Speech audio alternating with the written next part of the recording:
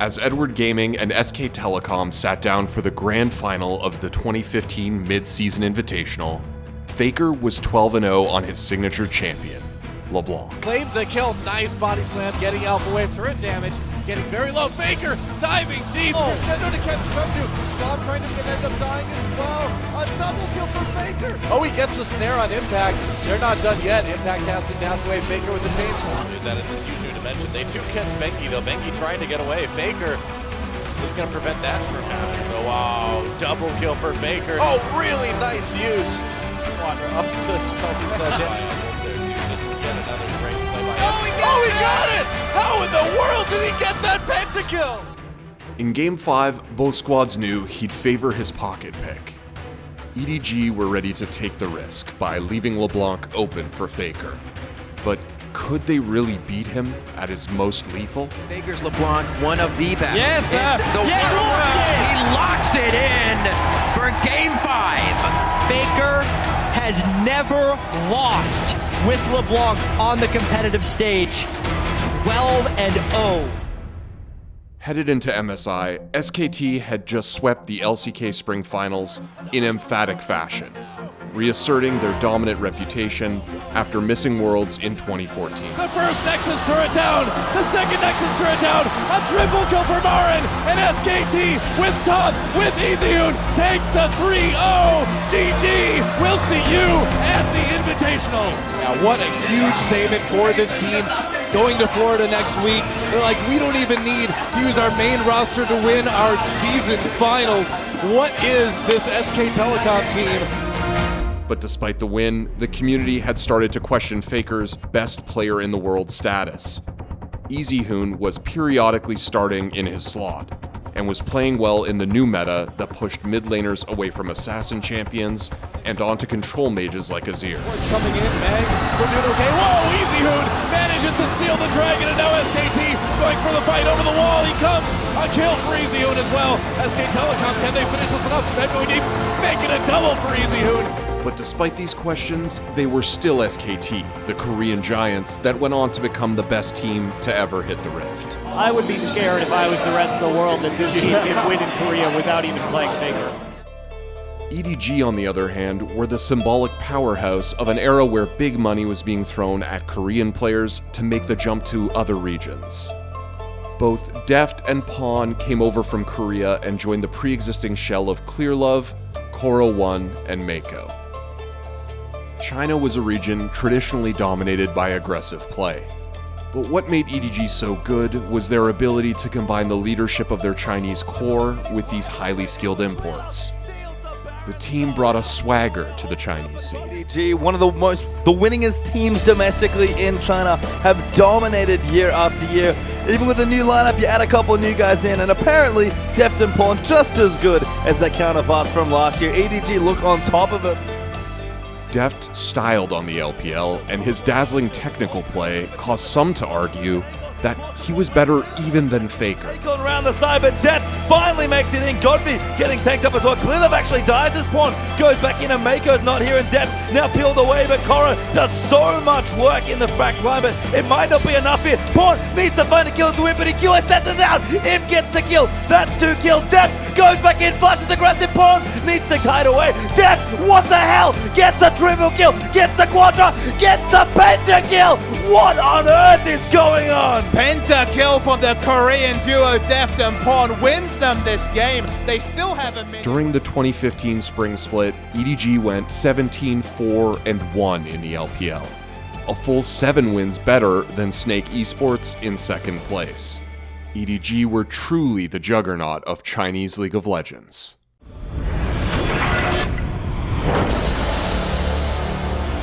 EDG, they're probably the most deadliest, most aggressive teams right now, coming out of the most aggressive region, which is China, the LPL, and they are dominating it. I don't know if anybody's going to be able to stop them. MSI gives every other region the chance to show up against Faker in the mid lane. 한국에 정말 센 선수들이 외국에 나가서 활동을 하고 있고 그 센 선수들을 만들었던 시스템이 외국에서 지도자를 통해서 보급이 되고 있거든요. 그래서 한국이 과연 세계에서 가장 센가? SKT breezed through their group stage matches, even defeating EDG in the process. When the time came for the semifinals, they were the clear favorite to win it all. But Fnatic's youthful roster featuring Huni and Reignover pushed SKT to 5 games. SKT would go on to defeat Fnatic and found themselves in the finals of MSI 2015 against Chinese powerhouse Edward Gaming. MSI Finals. SK Telecom T1 are your first finalists at the mid-season Invitational. Edward Gaming going to take this series 3-0. They're headed to the finals. EDG now facing SKT in the finals. Going to be an amazing matchup. SKT 我应该不会害怕。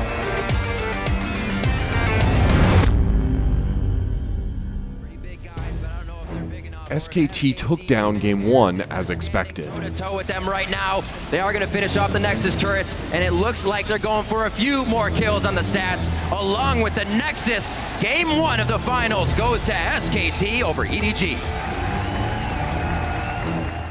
But EDG showed that they came to battle in Game 2. They put up a whopping 31 kills in what could only be classified as an absolute stomp. They'll find Marn on the fountain. He Zanya's to stay alive. Def's gonna try and do what he can. It's actually the ace coming in as Pawn picks up another one and goes down to the fountain laser valiantly.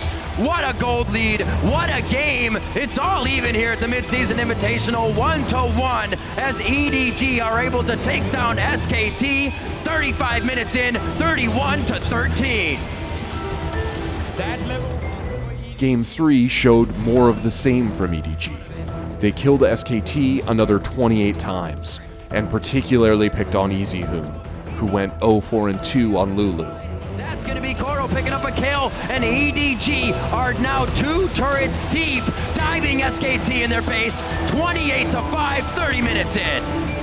EDG doing whatever they want at this point. SKT forced to surrender. There was no way they were coming back there. But EDG was ruthless about the process and method they took to that game. Series, and you can see them right now going over the picks and bans. Faker on the screen. Is he coming in for this one? I mean, it's hard to imagine a world in which Faker does not come in to a best-of-5 series, you know, for a championship title if they're down in that series. SKT regrouped in Game 4 by bringing in Faker to refresh their lineup. SKT dropping the last Nexus turret, minimum when minion waves on the way in. It's not gonna matter. They're gonna pull it off. We're going to Game 5. Opening the door for one of the most memorable drafts in the history of League of Legends. Neither team banned LeBlanc.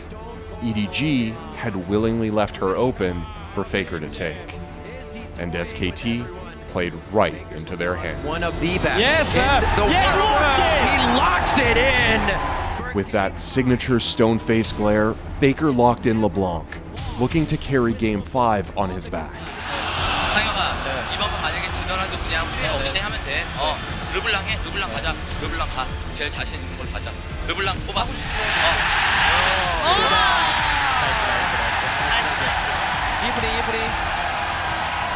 Never give up. This is the last game, okay? Okay. EDG hard countered LeBlanc with an off-meta mid-lane Morgana. By the end of the draft, the Chinese team had a lineup with 5 champions that could all uniquely counter LeBlanc's front-loaded damage. At this point, the entire building, everyone watching at home, and, more importantly, SKT knew EDG had a plan for Faker's LeBlanc.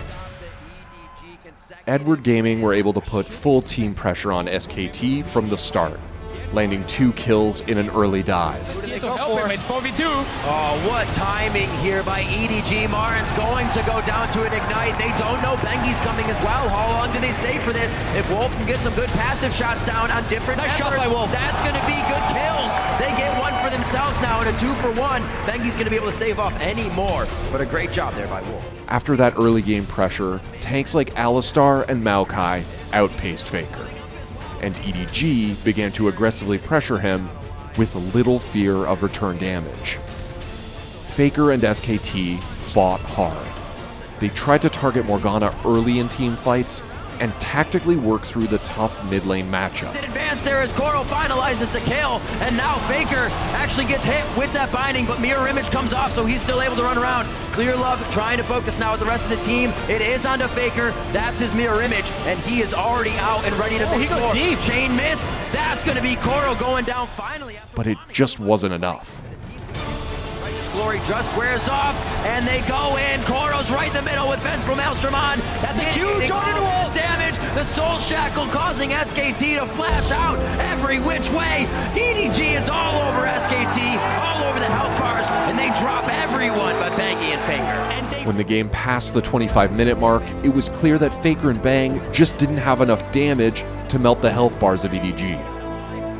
There just wasn't enough sustain in their team comp to fight with the likes of Maokai, Morgana, and Alistar late.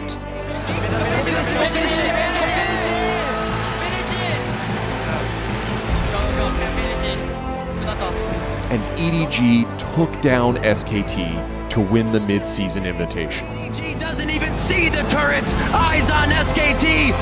SK Telecom T1 are wiped. The Nexus turrets are going down. LPL's Edward Gaming are the 2015 mid-season Invitational champions.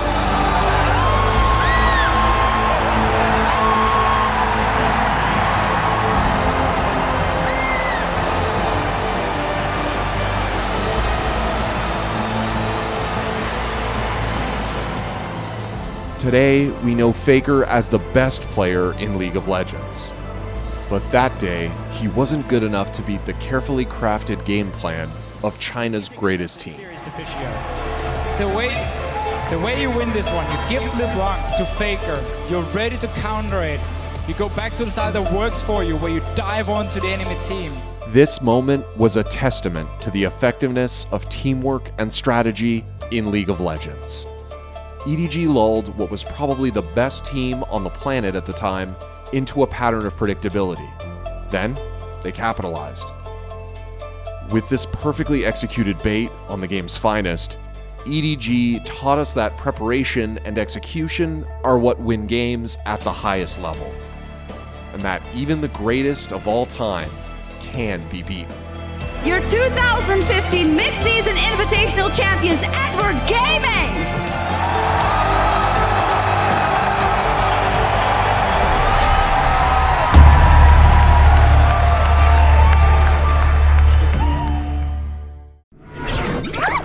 It's time to make building your champions easier.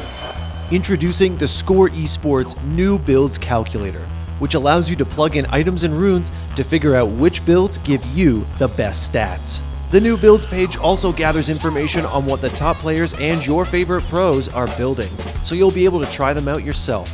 Take control of your champion and try out the new feature on the theScore Esports builds website by clicking on the link in the description below.